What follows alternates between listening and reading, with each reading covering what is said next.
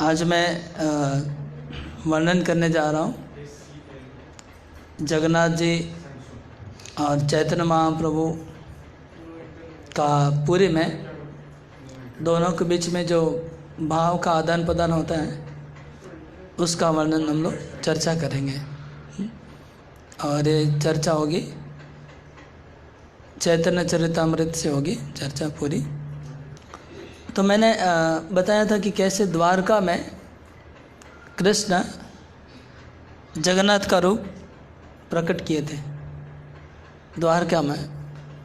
और फिर हमने कल बताया था शनिवार को कि वृंदावन में कैसे कृष्ण जगन्नाथ का रूप प्रकट किए।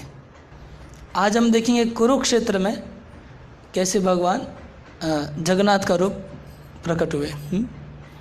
तो ये कुरुक्षेत्र की लीला श्रीमद् भागवतम में भी है।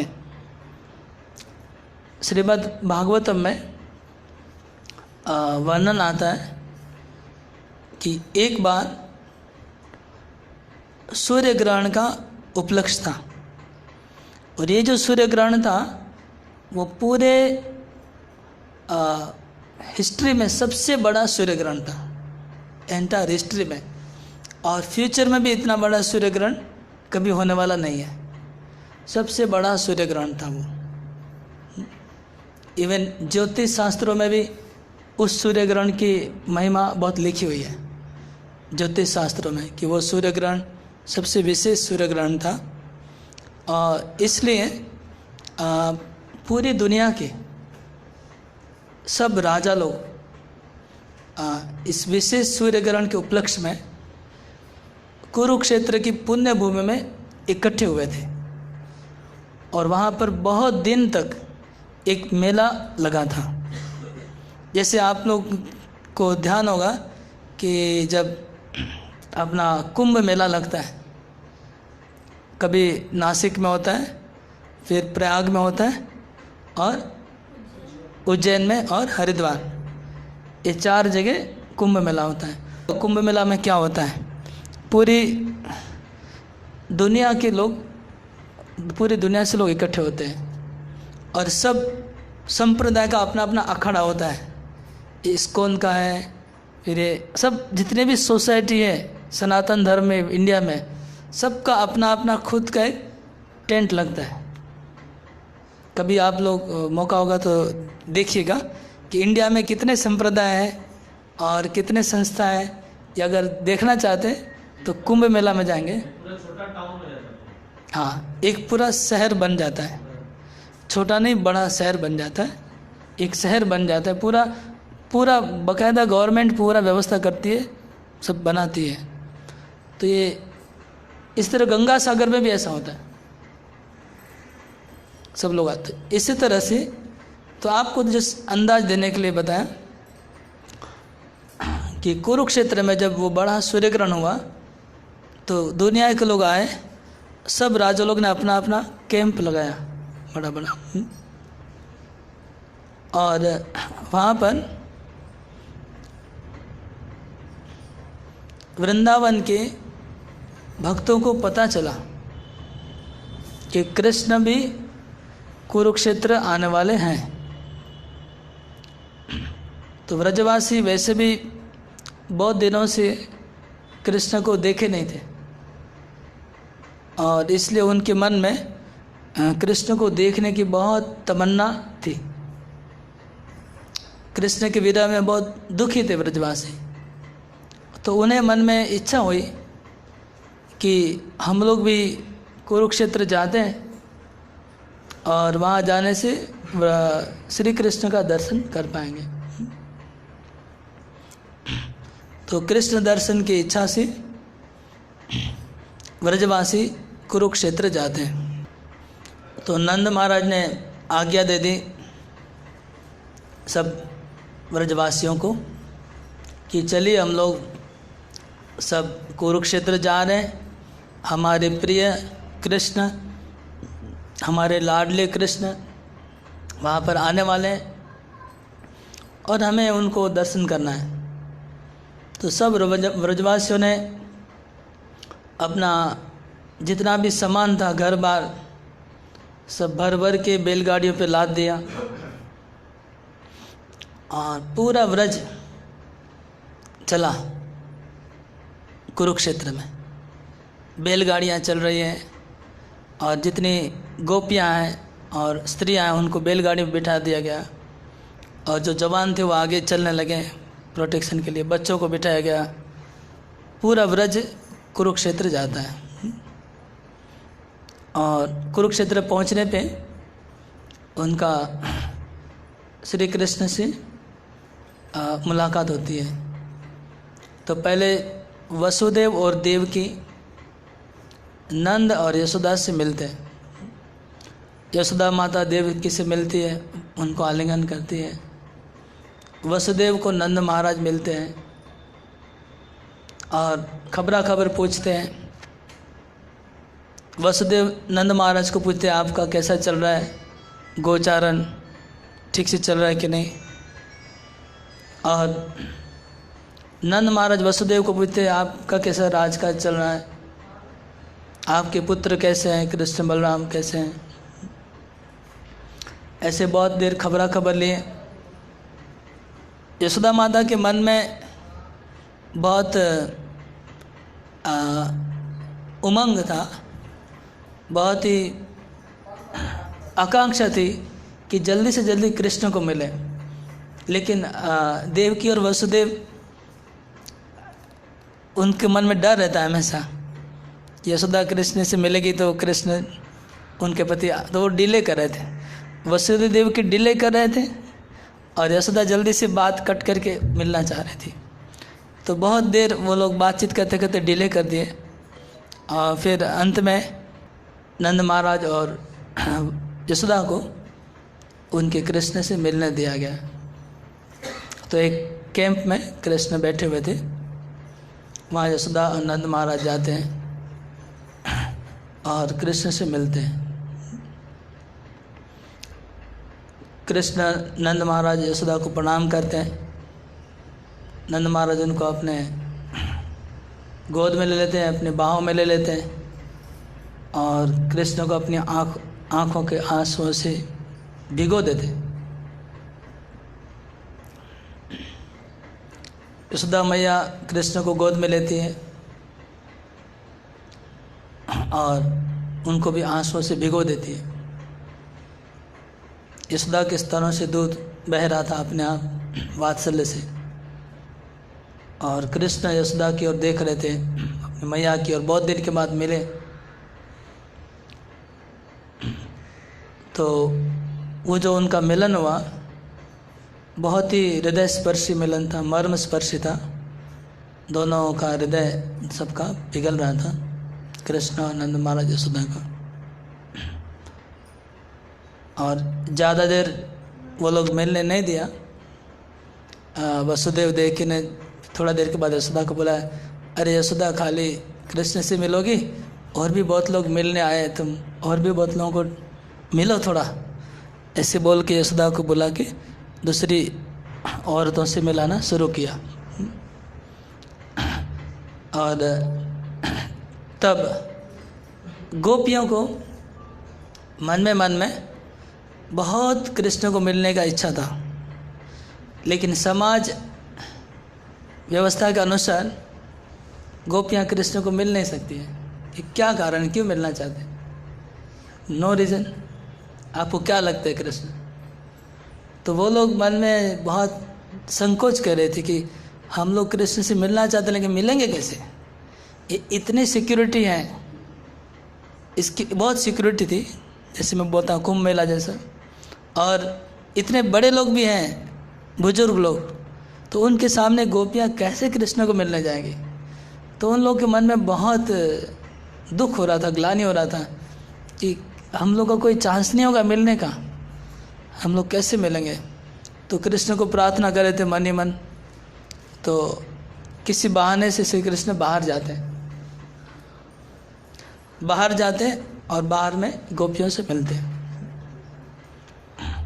और वहाँ गोपियों और कृष्ण के बीच में बातचीत शुरू हुआ।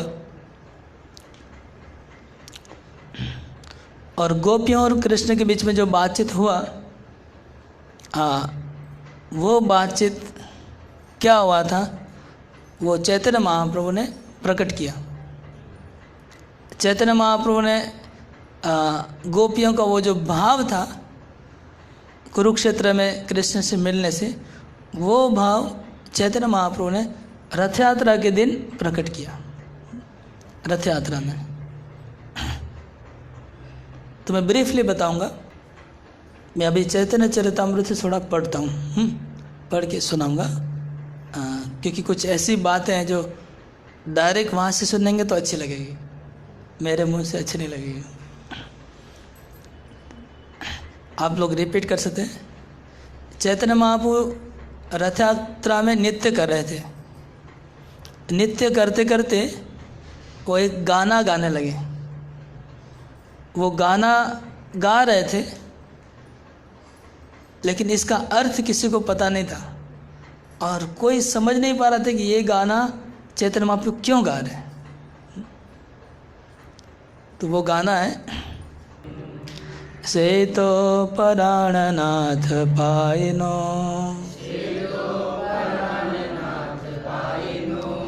जार लागी मदन दहने झुरी गए नो।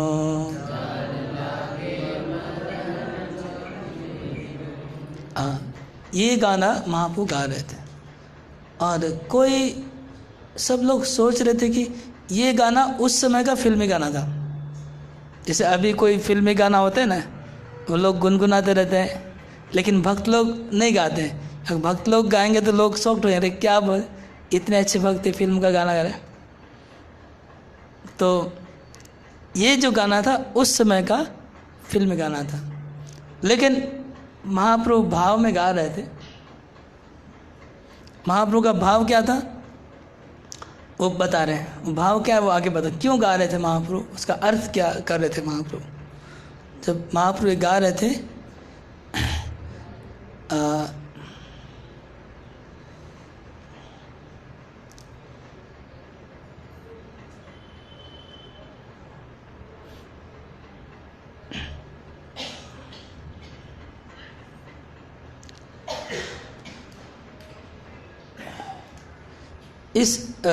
इस गाना का अर्थ है इसका अर्थ रूप गोस्वामी ने वर्णन किया। पूर्वे जय छे कुरुक्षेत्रे सब गोपीगण, कृष्ण दर्शन पाया आनंदित मन। कुरुक्षेत्र में गोपियाँ कृष्ण को मिलके आनंदित हुई। जगन्नाथ देखी प्रभुर से भाव उठिलो, से ही भावाविष्टो या धुआ गाइलो। जगन्नाथ को देख के चैतन्य महाप्रभु का वो भाव उदय हुआ और वो भाव उदय के वही गीत गाया। तो गोपियाँ जब कुरुक्षेत्र में कृष्ण को मिले थे और कृष्ण को मिलके गोपियों के मन में जो भाव आया था, जो बातें गोपियों ने कृष्ण को कही थी, वह बातें जब चैतन्य महाप्रभु जगन्नाथ का रथ खींचने गए थे, उनको वही भाव आया और उन्होंने वही गीत गाया। तो इसका अर्थ ये हुआ कि जो जगन्नाथ जी का जो मंदिर है वो समझ लीजिए कुरुक्षेत्र है और चैतन्य महाप्रभु को आप गोपी समझिए। कुरुक्षेत्र में जब गोपियाँ कृष्ण को मिली तो उन्होंने कृष्ण के रथ को खींचा था और खींच के कुरुक्षेत्र से वृंदावन ले जा रही थी गोपियाँ कि आप चलिए वृंदावन, हम आपको खींच के ले जाएंगे, कौन रोकता है देखेंगे। तो गोपियाँ जबरदस्ती कृष्ण के रथ को कुरुक्षेत्र से वृंदावन खींच के लेके गई थी। इसी भाव से चैतन्य महाप्रभु जगन्नाथ जी को कुरुक्षेत्र में जैसे मिलते वैसे मिलते और उनका रथ को खींच के ले जाती है। और जो रथ जहाँ पर रुकता है 7 दिन, गुंडीचा मंदिर, वो है वृंदावन। तो जो गुंडीचा मंदिर है, जिसका बहुत सारा नाम है, दूसरा नाम है सुंदराचल, जिसका नाम है सुंदराचल, महावेदी, गुंडीचा मंदिर, ये जो है वो वृंदावन है। और जो जगन्नाथ मंदिर है, जो अंतर्वेदी है, वो है कुरुक्षेत्र। तो कुरुक्षेत्र से गोपियाँ कृष्ण को वृंदावन ले जा रही है। इसी प्रकार चैतन्य महाप्रभु जगन्नाथ को मूल मंदिर से गुंडीचा मंदिर खींच के ले जा रहे हैं वृंदावन की तरफ। तो ये भाव है। तो अभी जो भाव गोपियों का था कुरुक्षेत्र में से वृंदावन ले जाने का, वो भाव चैतन्य महाप्रभु प्रकट कर रहे थे। तो चैतन्य महाप्रभु राधा रानी का भूमिका निभा रहे हैं। इसे राधा कृष्ण को खींच के ले जा रही है। तो अब वो देखेंगे उनकी बातों में राधा का भाव अब हम देख पाएंगे, और जगन्नाथ जी के अंदर कृष्ण का भाव है, जो जगन्नाथ जी कृष्ण ही है। जगन्नाथ देखी प्रभुर से भाव उठिलो, से भाव विष्टोया धुआ गावा इलो। अवश्य से राधा कृष्ण करे निवेदन, से तुम्हें से यामे से नव संगम। राधा कृष्ण को कहती है कि हे कृष्ण आप वही श्याम हैं, वही कृष्ण आप हैं, और मैं वही राधा हूँ। और हम लोग बहुत दिन के बाद मिले आज, मतलब कुरुक्षेत्र में कृष्ण के साथ गोपियों का मिलन हुआ है। आफ्टर 100 ईयर, 100 साल के बाद इनकी मुलाकात हुई है। जो कृष्ण जब चले गए थे वृंदावन से, तब उनकी उम्र थी 11 साल की, और ये सूर्य ग्रहण जो हुआ है तब कृष्ण की उम्र 110 प्लस है। तो बोले वही बहुत दिन के बाद हमारी मुलाकात हुई है। तथापि आमार मन हरे वृंदावन, वृंदावन उदय कराओ तुम्हार चरण। राधा कहती कि हे कृष्ण, आप वही कृष्ण हैं, मैं वही राधा हूँ। हम लोग बहुत दिन के बाद मिले हैं, लेकिन फिर भी यहाँ पर मिलने में हमें कुछ भी संतुष्टि नहीं मिल रही है। आप वृंदावन चलिए, आपके चरण कमल को वृंदावने उदय कराओ आपन चरण। आपके चरणों को वृंदावन में उदय करवाइए, तब हमें पूर्ण रूप से शांति मिलेगी, आपको मिलने का आनंद मिलेगा। इहा लोकारण्य हाथी घोड़ा रथ ध्वनि, तहाँ पुष्पारण्य भृंग पिक नाद सुने। राधा रानी कहती है कि हे कृष्ण, यहाँ कुरुक्षेत्र में लोकारण्य है, लोगों की भीड़ लगी है। आप अब जैसे कुंभ मेले में और गंगा सागर में जाएंगे तो लोग भीड़ में खो जाएंगे, लाखों लाखों लोग। तो यहाँ लोकारण्य है कुरुक्षेत्र में, और हाथी घोड़ा, बड़े बड़े हाथी और घोड़ा चारों ओर गरज रहे हैं, और उनका आवाज़ आ रहा है, और बड़े बड़े रथ हैं। तो राधा रानी कहते हैं यहाँ पर हाथी घोड़ा रथ लोकारण्य है, और वहाँ वृंदावन में क्या है? पुष्पारण्य, फूलों का जंगल है, और भृंग भंवरे गुंजन कर रहे हैं। पिक मतलब कोकिल, कोयल का नाद हो रहा है, कोकिल का। तो वहाँ कोयल और भंवरों का गुंजन हो रहा है। वहाँ पर फूलों का अरण्य है वृंदावन में, और यहाँ हाथी घोड़े और लोकारण्य है। लोकारण्य पुष्पारण्य, हाँ कौन सा अच्छा लगता है, लोकारण्य कि पुष्पारण्य? पुष्पारण्य। और हाथी घोड़ों का आवाज़ अच्छा लगता है कि कोयल और भंवरों का? हाँ। तो राधा रानी कहती कि आप वहाँ चलिए वृंदावन।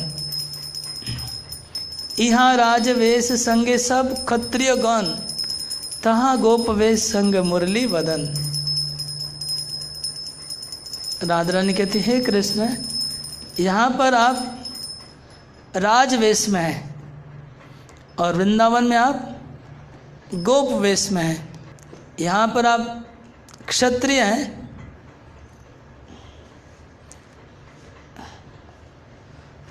और आपके साथ में सब क्षत्रिय लोग हैं, राजा लोग हैं। वहाँ पर आप मुरली वदन,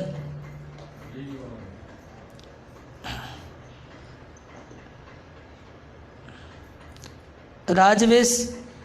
कुरुक्षेत्र में कृष्ण राजवेश, राजवेश कैसा होता है आप समझ रहे हैं ना, कि बहुत बड़ा मुकुट है, बहुत भारी, और यहाँ पर बहुत बड़े बड़े सब लगे हुए हैं, शील्ड, ताकि कोई अटैक नहीं कर रहे, और कमर में भी बहुत वस्त्र बहुत पहने हुए हैं, सिक्योरिटी है, हाथ में सुदर्शन चक्र है, वो राजवेश है कृष्ण का।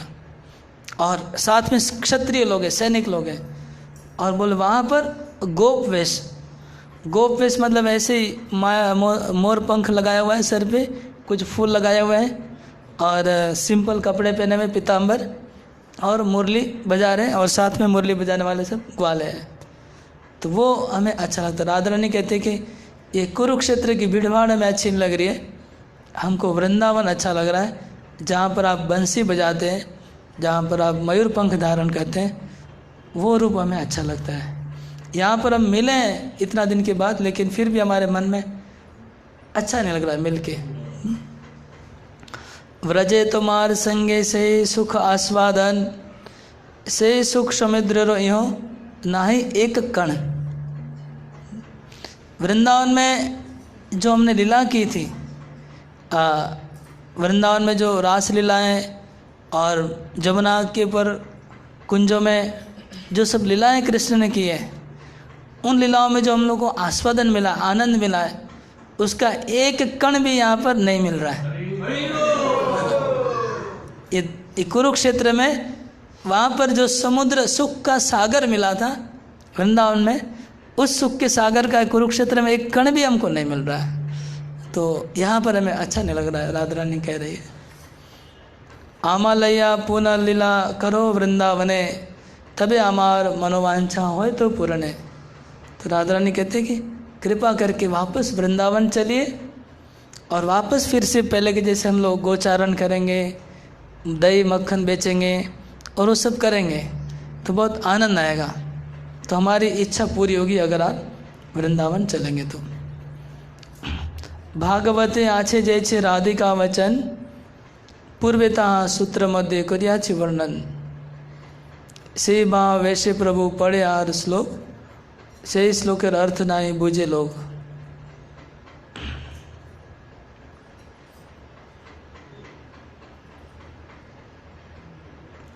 तो इस तरह से चैतन्य महाप्रभु गाए जा रहे थे। इसका वर्णन और एक जगह है, वहाँ से थोड़ा निकालता हूँ।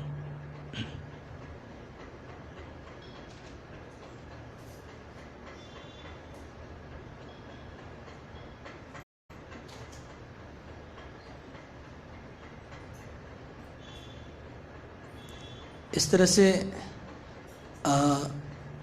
चैतन्य महाप्रभु गाए जा रहे थे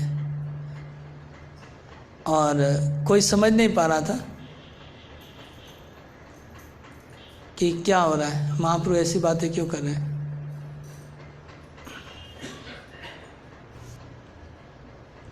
इस तरह से गोपियाँ और राधा रानी कृष्ण को बोल रहे थे कि आप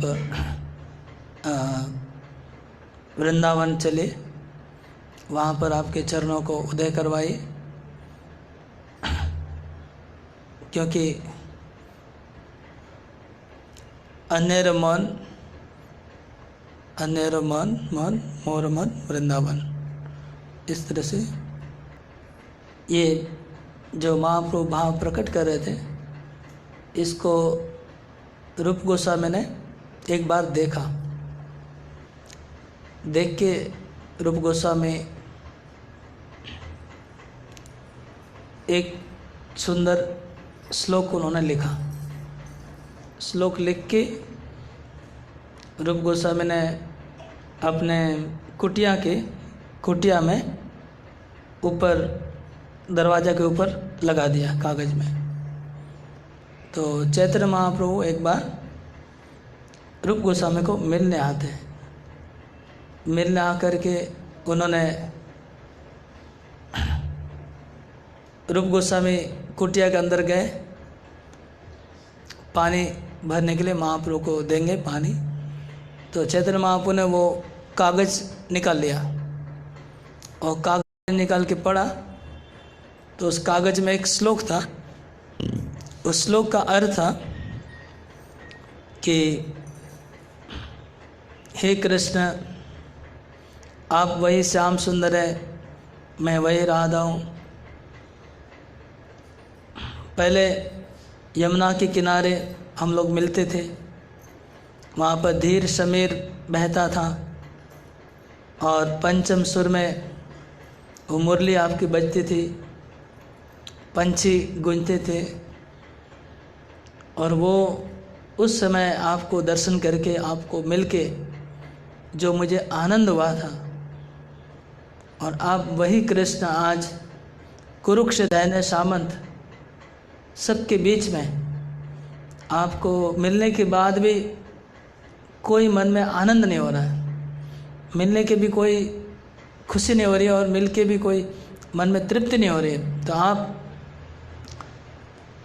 फिर से आपके चरण कमल को वृंदावन में पधारिए, पहुँचाइए, और फिर से हमें सेवा का मौका दीजिए।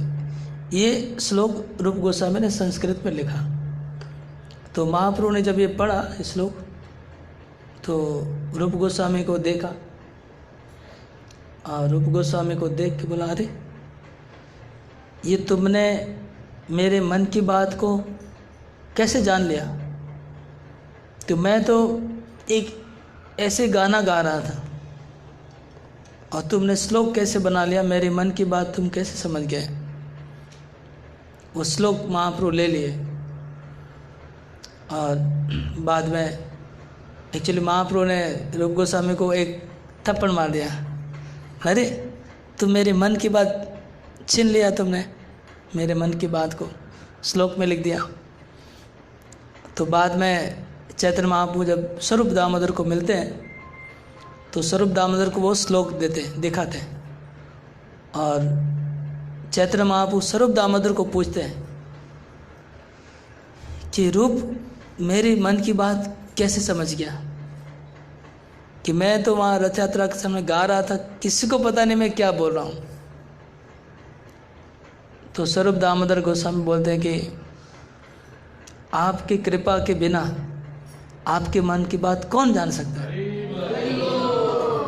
तो इससे निश्चय ये हम लोग निर्णय ले सकते हैं कि रूप गोस्वामी के ऊपर आपकी पूरी कृपा बरस गई है, नहीं तो वो जान नहीं पाते आपके मन की बात। और तब चैतन्य महाप्रभु स्वरूप दामोदर कहते हैं कि रूप गोस्वामी तुम्हारा शिष्य है। इसका अर्थ ये हुआ कि तुमने उसको बहुत परफेक्ट ट्रेनिंग दी है, परफेक्ट शिष्य बनाया, और तुम्हारी पूरी कृपा उसके ऊपर हुई है कि वो मेरी मन की बात जान गया। तो वो मन की बात ये थी कि महाप्रभु जो गा रहे थे वो भौतिक एक बात थी, जिसमें वो गा रहे थे कि आप वही, वो मेरे प्रेमी हैं, मैं आपकी प्रेमिका हूँ, हम लोग पहले मिलते थे तब आनंद आता था, अभी आनंद नहीं आ रहा, इस तरह की बातें लिखी थी उसमें। लेकिन रूप गोस्वामी ने उसको ट्रांसलेट किया इसमें। तो इस तरह से चैतन्य महाप्रभु गाते रहते थे और रथ को खींचते रहते थे उसी भाव में। तो महाप्रभु को राधा भाव में है। महाप्रभु एक्चुअली कृष्ण है, चैतन्य महाप्रभु है कृष्ण, लेकिन उनके अंदर राधा का भाव है, भक्ति का भाव है, भक्तों का भाव है। तो राधा रानी के भाव में महाप्रभु रथ को खींचते हैं, और जगन्नाथ जैसे कृष्ण के भाव में वो राधा रानी के भाव में चैतन्य महाप्रभु को देखते हैं। इस तरह से दोनों के बीच में कंपटीशन होता था। राधा रथ को खींच रही और कृष्ण का रथ चल रहा है। ये रथ यात्रा में महाप्रभु प्रदर्शन करते थे इस भाव को। तो जैसे कल मैंने बताया था कि ये दो भाव का मिलन हुआ है। एक भक्तों का जो सर्वश्रेष्ठ भाव है, भक्तों का भगवान के प्रति महाभाव, वो चैतन्य महाप्रभु प्रदर्शन कर रहे हैं राधा रानी के भाव के द्वारा। और भगवान का भक्तों के प्रति जो भाव है, उसका जो महाभाव है, वो जगन्नाथ जी प्रकट कर रहे हैं। उनकी आंखें बड़ी बड़ी खुल गई हैं भक्तों की वात्सल्यता, भक्तों के प्रेम के लिए। उनके हाथ पांव अंदर सिकुड़ गए प्रेम के लिए। और जब चैतन्य महाप्रभु बीच बीच में रथ के पीछे चले जाते थे, जब रथ के पीछे चले जाते थे चैतन्य महाप्रभु, तो जगन्नाथ जी रुक जाते थे। जगन्नाथ जी आगे नहीं बढ़ते। और तब राजा ने बहुत सारे हाथियों को लगाया रथ को खींचने के लिए। पहले पहलवानों को लगाया, सब पहलवान फेल हो गए, रथ को चला नहीं पाए। फिर हाथियों को लगाया, हाथी भी रथ को नहीं चला पाए। फिर चैतन्य महाप्रभु थोड़ा आगे गए, और जैसे चैतन्य महाप्रभु आगे गए, उनको देख के रथ गड़गड़ चलने लग गया। फिर थोड़ा आगे जाने के बाद चैतन्य महाप्रभु पीछे चले जाते थे, अदृश्य हो जाते, फिर जगन्नाथ रुक जाते थे। तो जगन्नाथ का रथ लेकिन उनकी इच्छा से ही चलता है। कितना भी हाथी घोड़े लग जाए, कितना भी कुछ हो जाए, रथ नहीं चलेगा तो नहीं चलेगा। इवन आज भी ऐसा होता है। कभी कभी जगन्नाथ के मन में कुछ होता है तो उनका रथ नहीं चलता है, रथ रुक जाता है बीच में, चाहे कुछ भी हो जाए। तो उस समय भी ऐसा हो रहा था। फिर एक बार रथ नहीं चल रहा था बहुत देर तक, तो महाप्रभु ने जाके रथ के पीछे अपना कंधा लगाया, कंधे से धक्का दिया तो रथ फिर चलने लग गया। इस तरह से कुछ दिन वो लोग कुरुक्षेत्र में रहते हैं। नंद महाराज, यशोदा, गोपियाँ, और डेली उनका मीटिंग होता रहता है कृष्ण के साथ। और फिर अल्टीमेटली धीरे धीरे सब लोग अपना वापस जाते हैं। तो डेली वो जो मिलते थे उसमें क्या क्या कन्वर्सेशन हुआ था पूरा मैं आगे बताऊंगा। और बहुत कन्वर्सेशन हुआ उनके बीच में, लेकिन एक बात बताना बहुत ज़रूरी है आज कि कृष्ण जब वृंदावन से मथुरा चले जाते हैं तो वापस आते कि नहीं, इसके बारे में बहुत लोगों का सवाल रहता है कि कृष्ण सही में वापस गए कि नहीं। तो शास्त्र के अनुसार श्री कृष्ण को और ब्रजवासियों के बीच में 100 साल का उनका वियोग लिखा हुआ था। 100 साल का वियोग होगा लिखा हुआ था। तो 100 साल के बाद इनका मिलन होना है, ये शास्त्र के अनुसार। तो गर्ग संहिता के अनुसार श्री कृष्ण वृंदावन में आके मिलते हैं ब्रजवासियों से। भागवतम के अनुसार कुरुक्षेत्र में उनका मिलन होता है। और एक पुराण के अनुसार प्रभास क्षेत्र में इनका मिलन होता है, ब्रजवासियों का और कृष्ण का। और एक लीला में एक मथुरा के पास एक असुर था, उसको कृष्ण वध करने गए थे, तब उनका मिलन हुआ था।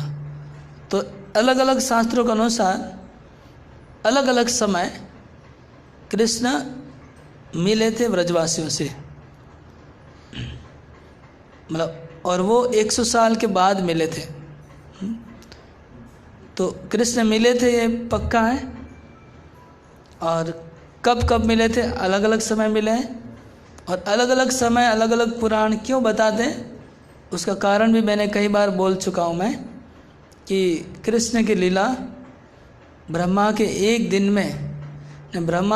में एक बार कृष्ण आते हैं। तो ब्रह्मा के एक महीने में कृष्ण 30 बार अवतार लेते हैं। ब्रह्मा के एक साल में कृष्ण 365 बार आके लीला करते हैं। तो इसलिए जितनी बार भगवान आते हैं लीला करते हैं, उतनी बार उनका लीला में थोड़ा वेरिएशन होता है। इसलिए अलग अलग पुराण अलग अलग बातें बताता है। एक पुराण में कहते हैं कि कुरुक्षेत्र में मिले, क्योंकि एक बार कृष्ण कुरुक्षेत्र मिले थे, दूसरी बार प्रभास क्षेत्र मिले, तीसरी बार गोवर्धन में मिले, ऐसे अलग बार मिले थे। तो हरिवंश पुराण के अनुसार कल मैंने देखा हरिवंश गर्ग संहिता के अनुसार कल मैं देख रहा था कि भगवान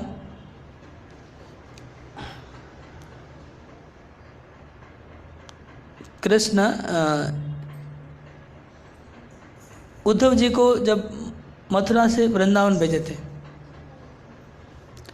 उद्धव जी जब वापस आते हैं कृष्ण के पास, और उद्धव जी कृष्ण को कहते हैं कि तुमको जल्दी से जाना होगा, नहीं तो व्रजवासी की मृत्यु हो जाएगी। तो उद्धव जी की बात सुन के कृष्ण तुरंत वापस आते हैं मथुरा से, तुरंत आकर के व्रजवासी से मिलते हैं। फिर कृष्ण चले जाते हैं। चले जाने के बाद जब कृष्ण का 100 साल वियोग खत्म हुआ, 100+ उनका एज हो गया, उस समय द्वारका में यादवों ने एक बड़ा अश्वमेध यज्ञ किया। कृष्ण ने अश्वमेध यज्ञ किया और अश्व को, घोड़ा को उन्होंने पूरे भारत में छोड़ दिया। तो वो घोड़ा घूमते घूमते वृंदावन गया, सब जगह। अश्वमेध यज्ञ का आपको आइडिया होगा। अश्वमेध यज्ञ करने का अर्थ ये हुआ कि पूरे पृथ्वी आपका शासन को स्वीकार करने को तैयार है। अगर कोई तैयार नहीं है तो वो घोड़े को बांध देगी, रोकेगी। जैसे रामचंद्र ने किया था, लव कुश ने रोक दिया था घोड़ा को। फिर लव कुश क्यों रोक दिया था? क्योंकि रामचंद्र से मिलना चाह रहे थे, इसलिए घोड़े को रोक लिए थे। तो सेम में जब एक घोड़ा आया वृंदावन में, तो घोड़े को देख के सब ब्रजवासी जो गांव वाले थे, सब ऐसे घोड़े को भी देखे नहीं थे, सब भीड़ लग गया घोड़े को देख के। अरे घोड़ा कहाँ से आ गया, घोड़ा कहाँ से है, घोड़ा कहाँ से। सब लोग घोड़े को देख रहे थे, और घोड़े के सर पे एक लिखा हुआ था प्लेट। तो लोग प्लेट को पढ़े, और प्लेट में लिखा था कि कृष्ण के पौत्र हैं अनिरुद्ध, वो एक बड़ा अश्वमेध यज्ञ कर रहे हैं, और अगर कोई इनका शासन नहीं मानना चाहता तो इसको चैलेंज कर सकते। तो सब ने वो नेम प्लेट लेकर के नंद महाराज को लेके गए, और नंद महाराज को दिखाया कि ऐसा ऐसा एक घोड़ा आया है और इधर गांव में घूम रहा है। तो फिर नंद महाराज ने बोला, अरे ये तो हमारे पोते का है, कृष्ण का ग्रैंडसन है अनिरुद्ध, तो इसको तो हमें मिलना चाहिए। तो बोले ठीक है, घोड़े को रोक लीजिए। तो श्रीदामा जो थे, श्रीदामा ने घोड़ा को बांध लिया, और फिर यादवों की सेना आई और आकर के घोड़े को छुड़ाने आती है। तब नंद महाराज ने उन यादवों को स्वागत किया, और यादवों के साथ व्रजवासियों का मिलन हुआ उस घोड़े के बहाने। और फिर सब यादवों ने व्रज में अपना कैंप लगाया, जमुना के उस पर बहुत दिन रहे, और कृष्ण नंद भवन में रहे। तो इस तरह से कृष्ण ने बहुत दिन वहाँ पर बिताए। हाँ, 8 दिन कृष्ण रहे, और फिर बाद में नंद महाराज ने उनको घोड़े को छोड़ दिया। तो ये एक लीला है जिसमें कृष्ण वृंदावन आते हैं। तो ऐसे 3-4 और लीलाएं जिसके माध्यम से कृष्ण वृंदावन में जाते हैं, वो आगे मैं सुनाऊंगा।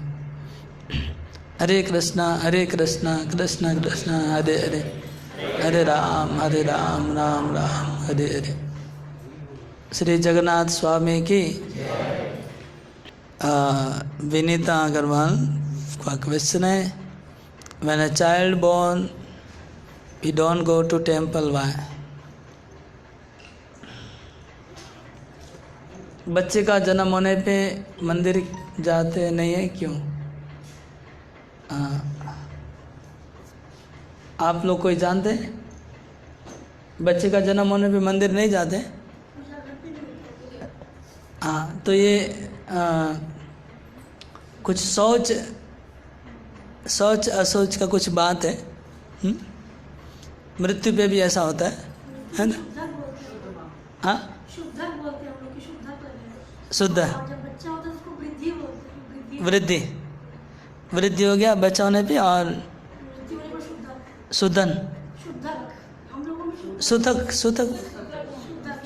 सुधक। तो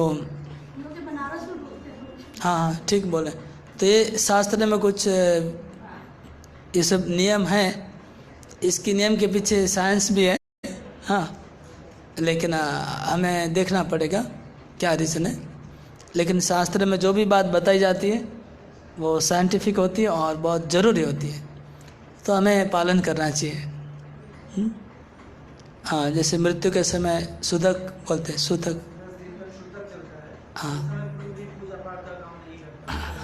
हाँ हाँ, तो ये इसके पीछे साइंटिफिक रीज़न ये है कि जब मर जाने से लोगों के मन में एक मन थोड़ा मलिन हो जाता है, दुखी हो जाता है, तो मन में शोक, मोह, काम, क्रोध वो सब भरा रहने से देवताओं का पूजा करना उस मलिन मन से अच्छा नहीं है।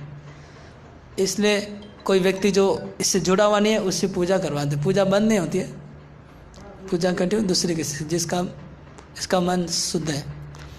तो जो लोग वैष्णव हो जाते हैं, भक्त हो जाते हैं, उनके लिए ये नियम लागू नहीं होता है, क्योंकि वो भौतिक चेतना से ऊपर उठ जाते हैं, तो उनको मन में दुख नहीं रहता है। वो जानते हैं कि आत्मा है, आत्मा अपने डेस्टिनेशन में गया है। लेकिन अगर ऐसी ऊंची चेतना नहीं है, सबकी नहीं होती है चेतना, तो फिर फॉलो करना चाहिए जो स्टैंडर्ड है वो, है ना। वृंदावन वासियों को 100 साल का वियोग कहाँ लिखा था, क्यों लिखा था? हाँ, वो मैंने बताया। वो गोलोक धाम में एक लीला हुआ था। भगवान जब भी पृथ्वी पे आते हैं उसके आने के पहले गोलोक धाम में एक लीला होता है, वो उसका कारण बनती, वो लीला भगवान का अवतार लेने का कारण बनती है, तो कारण लीला बोलते हैं उसको। तो उसमें क्या हुआ गोलोक धाम में कि एक बार श्री कृष्ण एक सखी के साथ कुंज में विहार कर रहे थे, और वहाँ पर राधा रानी उपस्थित होती है, और उस कुंज के बाहर राधा रानी के भाई श्रीदामा खड़े थे, और श्रीदामा ने कहा कि अभी आपको अंदर नहीं जाना है। तो राधा रानी ने गुस्सा हो गई और श्रीदामा को कहा कि तुम असुर बन जाओ। तो वो असुर बन के अवतार लिए, और श्रीदामा ने राधा रानी को श्राप दिया कि तुमको 100 साल कृष्ण से वियोग होगा, क्योंकि तुमने मुझे असुर बनने को कहा, तो मैं भी तुमको श्राप देता हूँ। तो फिर कृष्ण बाहर आते हैं कुंज से, और कृष्ण दोनों को शांत करते हैं, राधा रानी को और उनके भाई को। और वो दोनों दुखी थे, तो कृष्ण बोले दुखी मत होइए, ये हम लोग को अभी जाने का टाइम आ गया, नीचे पृथ्वी पे जाना पड़ेगा, और इसके लिए कारण स्वरूप लीला हुआ है, तो आप लोग चिंता मत करिए। फिर कृष्ण ने कुछ सॉल्यूशन भी कर दिया दोनों को कि तुम असुर बनोगे, लेकिन ऐसा ऐसा बाद में होगा तुम्हारा। और राधा रानी को भी कहा कि तुम पृथ्वी पे जाओगी, लेकिन मेरे सिवा तुम्हारा और किसी व्यक्ति से, तुमको किसी से इंटरेक्शन नहीं करना पड़ेगा सिवाय मैं। तो इस तरह से कृष्ण ने समाधान किया। अरे वो